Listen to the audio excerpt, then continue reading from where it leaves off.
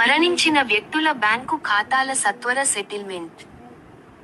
బ్యాంకులకు కొత్త మార్గదర్శకాలు జారీ చేసిన ఆర్బీఐ. మరణించిన ఖాతాదారుల బ్యాంక్ ఖాతాలు, లాకర్లు, వాటిలోని వస్తువులను వారి నామినీలకు అప్పగించే సెటిల్మెంట్ ప్రక్రియను భారతీయ రిజర్వ్ బ్యాంక్ ఆర్బీఐ సులభతరం చేసింది. దీనికి సంబంధించి కొత్త మార్గదర్శకాలు జారీ చేసింది. వచ్చే ఏడాది మార్చి 31 లోగా వీలైనంత త్వరగా ఈ మార్గదర్శకాలు అమలు చేయాలని కోరింది. 1. చనిపోయిన వ్యక్తి బ్యాంక్ ఖాతాలోని మొత్తాన్ని నామినీకి, జాయింట్ ఖాతా అయితే సర్వైవర్కు చెల్లించాలి. 2.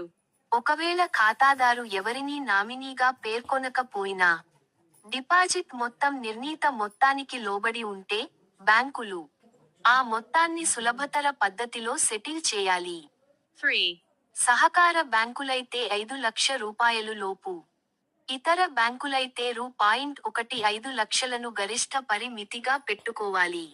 4. బ్యాంకుల బోర్డులు అనుమతిస్తే ఇంతకు మించిన మొత్తాన్ని కూడా అనుమతించవచ్చు. 5. అయితే ఇందుకు వారసత్వం సర్టిఫికెట్లు లేదా చట్టబద్ధ వారసుడనే సర్టిఫికెట్లు తీసుకోవాలి. 6.